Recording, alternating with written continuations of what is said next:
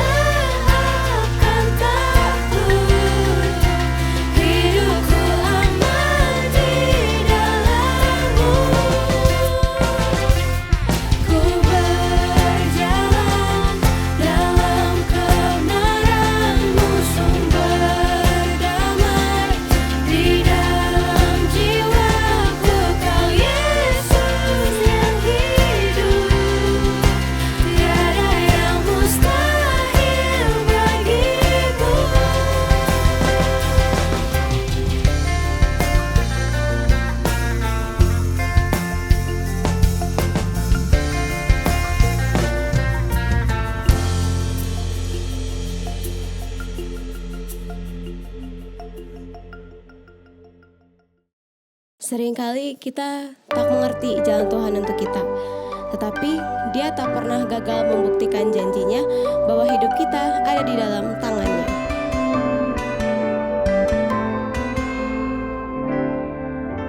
Ajarku mengerti saat jalanmu tak bisa kulihat.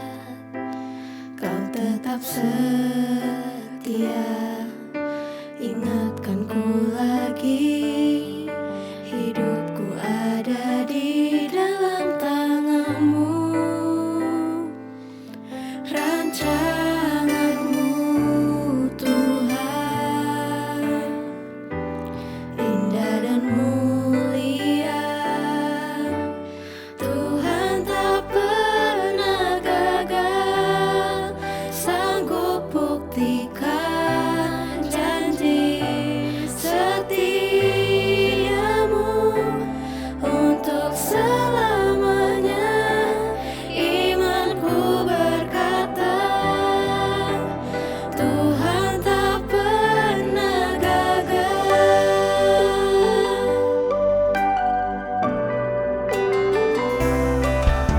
Ajarku mengerti saat jalanmu tak bisa kulihat. Kau tetap setia, ingatkanku lagi. Hidupku ada di dalam tanganmu. Rancanganmu Tuhan indah dan mulia. Tuhan tak pernah gagal, sanggup buktikan janji setiamu untuk selamanya. Imanku berkata, Tuhan tak pernah gagal. Teman-teman, rencana kita bisa aja gagal, tapi rencana Tuhan tidak akan pernah gagal. Dan kita tahu rencana Tuhan itu pasti yang terbaik untuk kita. Yuk kita nyanyikan lagi Tuhan tak pernah gagal.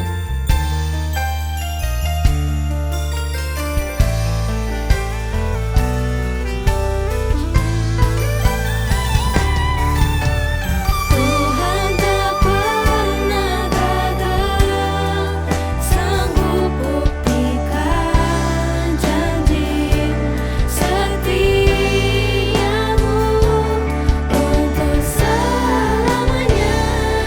Imanku berkata, Tuhan tak pernah gagal.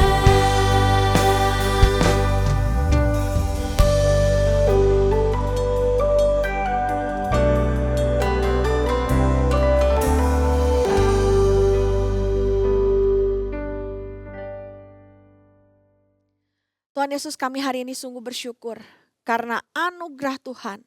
Kami boleh ada sebagaimana adanya kami ya Tuhan, semua karena penyertaan, pemeliharaan Tuhan dalam kehidupan kami.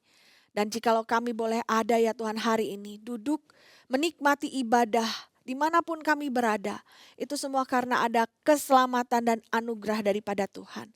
Dan kiranya Tuhan Kau yang memberkati setiap kami supaya kami dapat lebih tahu lagi panggilan Tuhan di dalam kehidupan kami yang sudah diselamatkan dan begitu berharga ini di mata-Mu.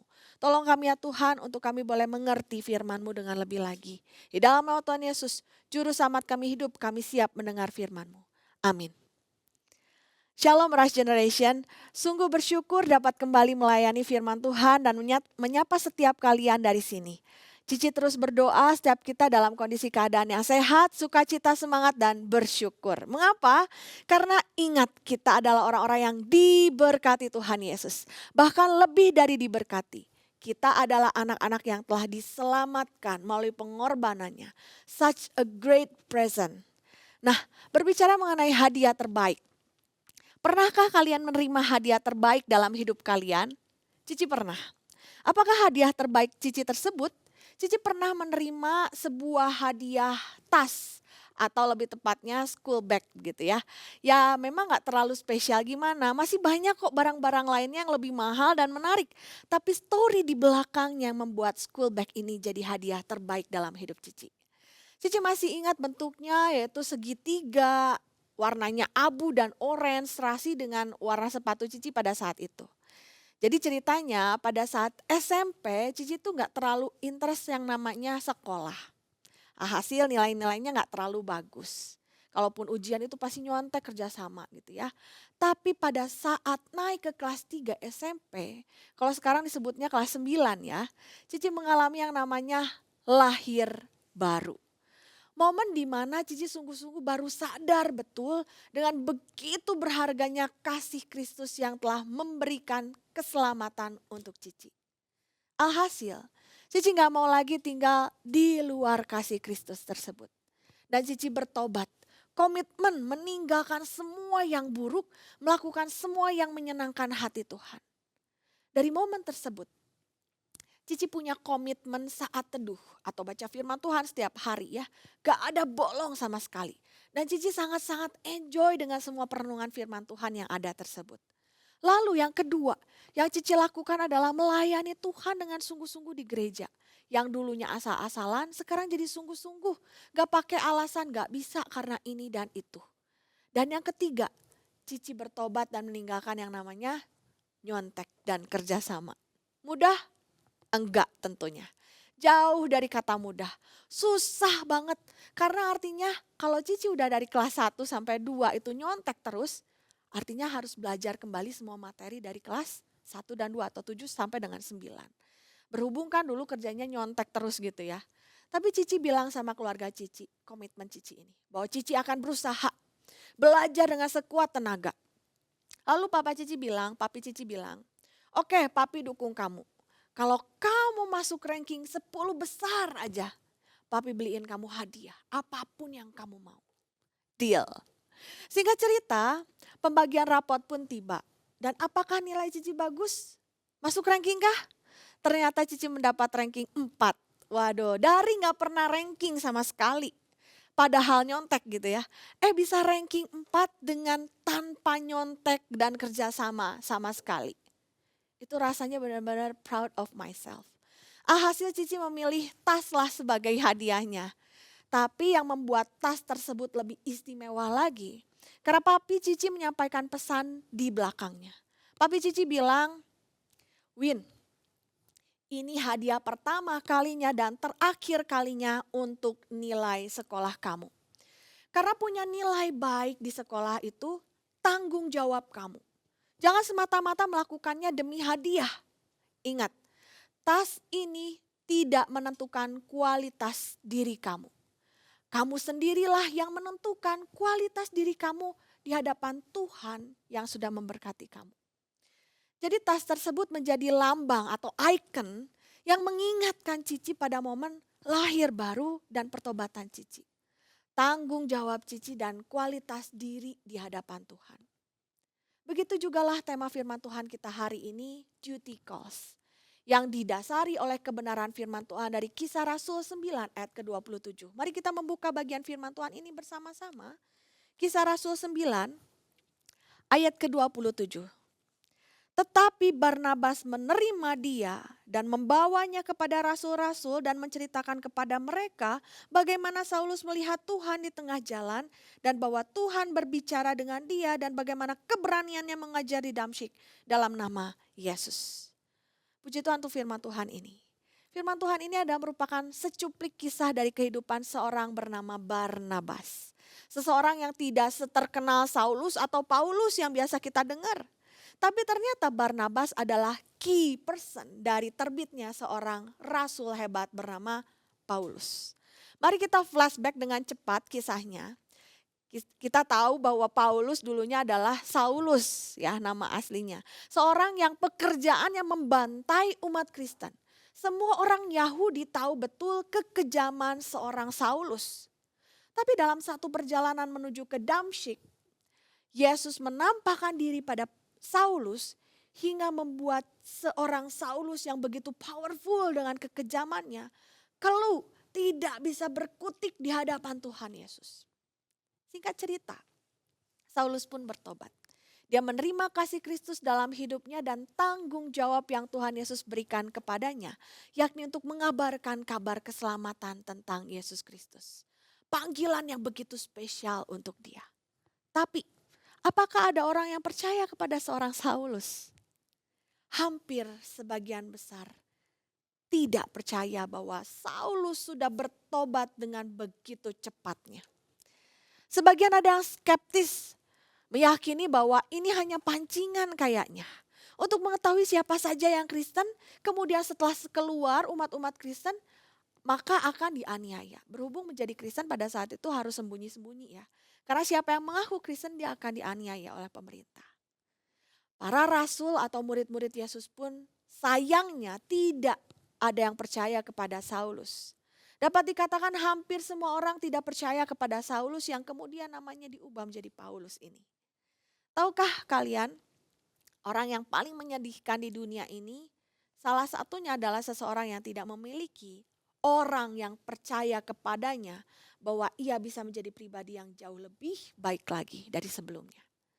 Cici ingat banget waktu pertama kali belajar drive mobil, Cici sampai ambil paket les private gitu ya.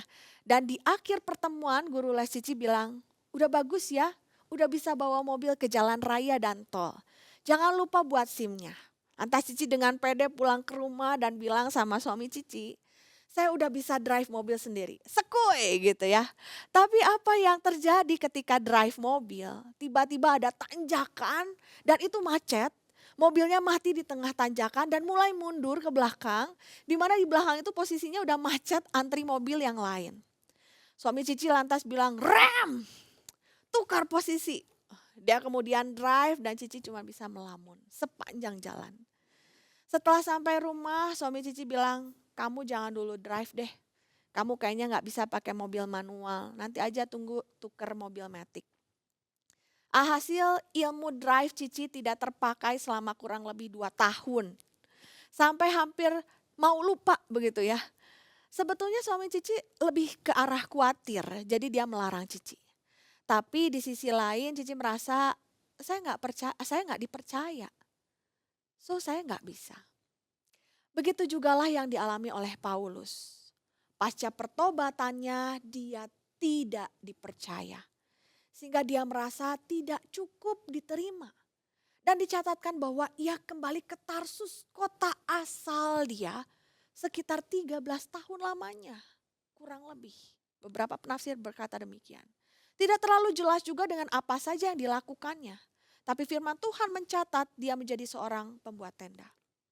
Dan muncullah satu orang bernama Barnabas. Salah satu dari murid-murid Yesus. Yang tidak terlalu terkenal. Tapi dia punya hati yang bijaksana. Dia percaya kepada Paulus. Percaya bahwa pertobatan Paulus adalah benar adanya, sungguh-sungguh. Sehingga Barnabas dengan berani memperkenalkan Paulus kepada murid-murid Yesus yang lainnya. Barnabas pun mendorong Paulus untuk berkomitmen mengabarkan Injil atau kabar tentang keselamatan dari Yesus kepada orang-orang non-Yahudi. Bukan itu saja, dicatatkan bahwa Barnabas pun sempat menemani Paulus dalam perjalanan pelayanannya. Maka dimulailah masa pelayanan Paulus yang kita semua tahu sangat luar biasa. Maka siapakah Paulus tanpa Barnabas, teman-teman? Mungkin Paulus akan tetap menjadi seorang yang merasa dirinya tidak dipercaya dan tidak diterima. Action sederhana yang dilakukan Barnabas ternyata menjadi kunci dari munculnya seorang Paulus yang hebat dan semakin tersebarnya Injil Yesus. Bahkan dapat dikatakan tokoh penting dari terbentuknya umat Kristen awal mula. Salah satunya adalah Barnabas. Luar biasa ya. Pertanyaannya sekarang, apa yang membuat Barnabas bisa melakukan hal tersebut? Ternyata Barnabas memiliki yang pertama komitmen untuk selalu bertanggung jawab atas anugerah keselamatan yang dia sudah terima dari Yesus. Yang kedua, adanya dedikasi diri dalam hal sekecil apapun. Semuanya dia lakukan untuk Tuhan, gak pernah asal-asalan. Yang ketiga, dia penuh iman kepada Yesus. Barnabas percaya jika Yesus sudah menyelamatkan dirinya, maka Yesus pun akan menyertai dan memberkati dirinya. Dimulai dari hal-hal yang kecil yang dia lakukan. Tuhan bisa memberkatinya menjadi hal yang berdampak luar biasa. Dan ternyata semua itu terbukti. Yesus memberkati setiap orang yang mau komit, berdedikasi dan penuh iman. Sehingga sekecil dan sederhana apapun yang dilakukannya bisa dijadikannya luar biasa. Sekarang pertanyaan untuk setiap kita. Maukah kita meneladani Barnabas? Seseorang yang tahu betul bahwa kita sudah menerima hadiah terbaik dari Yesus lebih dulu, yakni kasih-Nya dan keselamatannya. Sehingga kita punya tanggung jawab dan tugas, yaitu melayani Tuhan di dalam setiap hal terkecil dan sederhana sekalipun yang kita bisa lakukan. Apa sih contohnya yang bisa kita lakukan realnya? Yang pertama mungkin tersenyum. Hal yang sangat sederhana dan semua orang rasanya bisa lakukan. Ada remaja di luar sana, semoga gak ada remaja-remaja Rise Generation, yang ekspresi mukanya muram terus. Kayaknya gak ada sukacitanya. Mari kita jadi anak-anak remaja yang punya sukacita di dalam hati dan hidupnya. Yang kedua, sopan dan ramah. Cukup banyak yang menjudge bahwa generasi remaja saat ini sikapnya terlalu cuek, bahkan ketus dan jutek.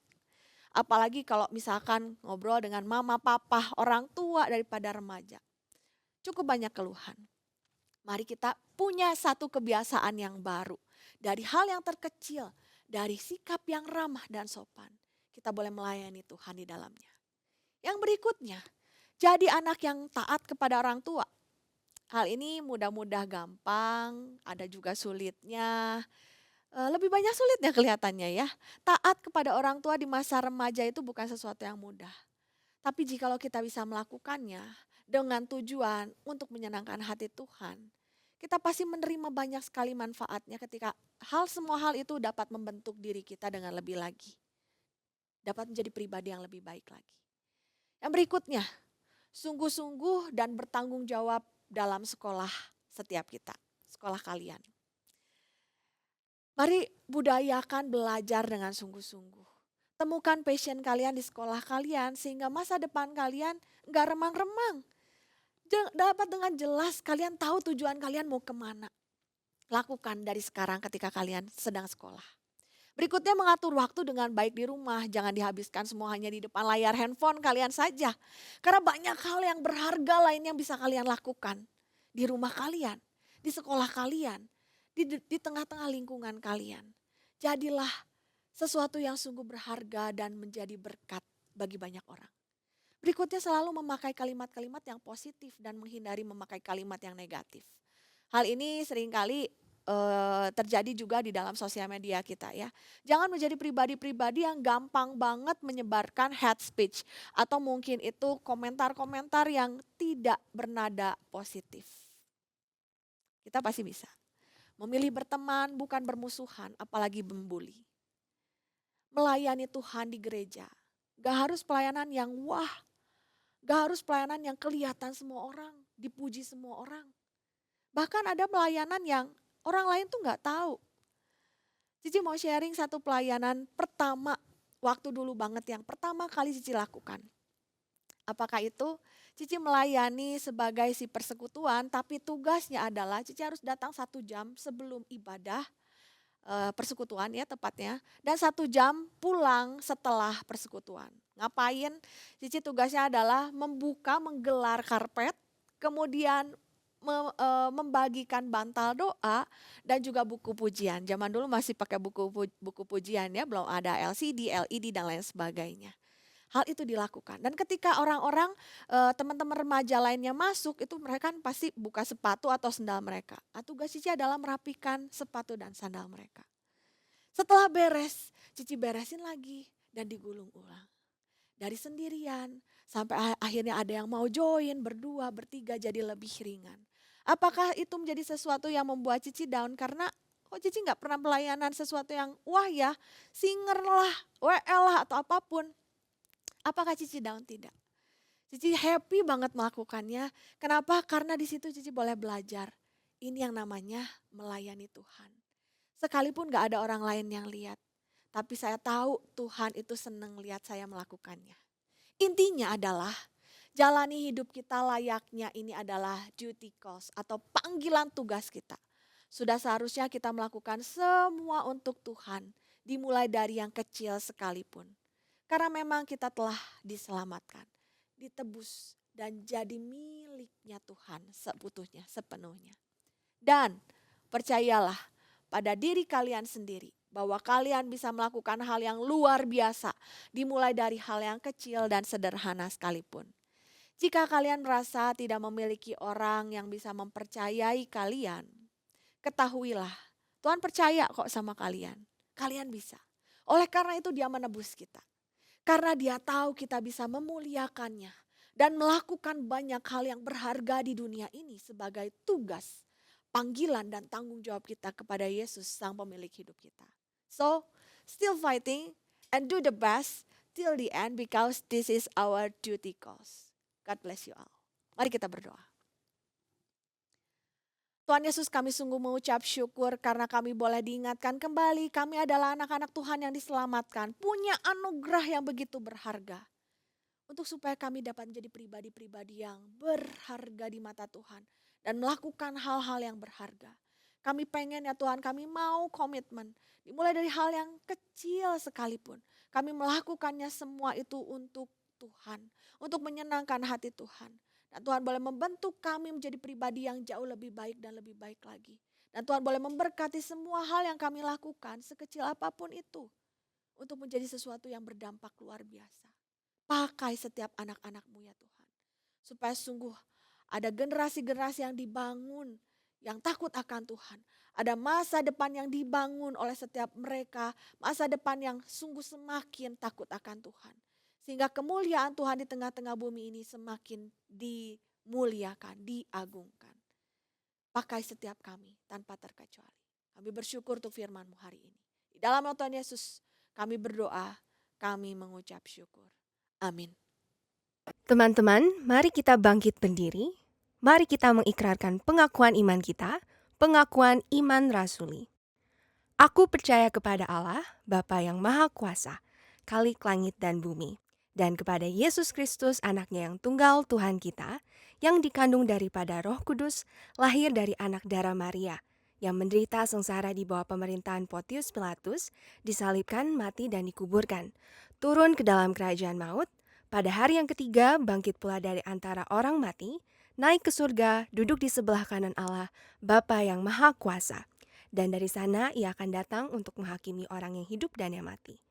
Aku percaya kepada Roh Kudus, gereja yang kudus dan am, persekutuan orang kudus, pengampunan dosa, kebangkitan orang mati, dan hidup yang kekal. Amin. Silahkan duduk. Mari kita memberikan yang terbaik melalui persembahan kita minggu ini. Teman-teman bisa memberikan persembahan melalui QR Code yang tertera pada layar teman-teman.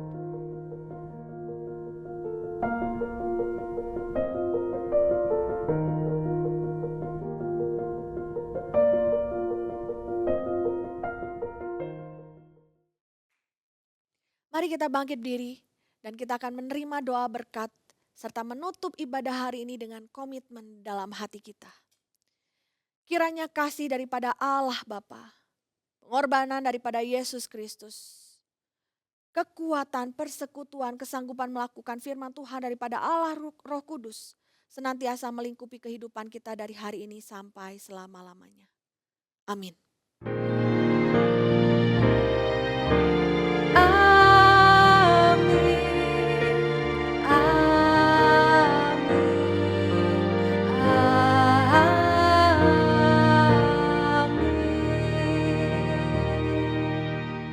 Ibadah selesai, teman-teman dipersilahkan untuk saat teduh.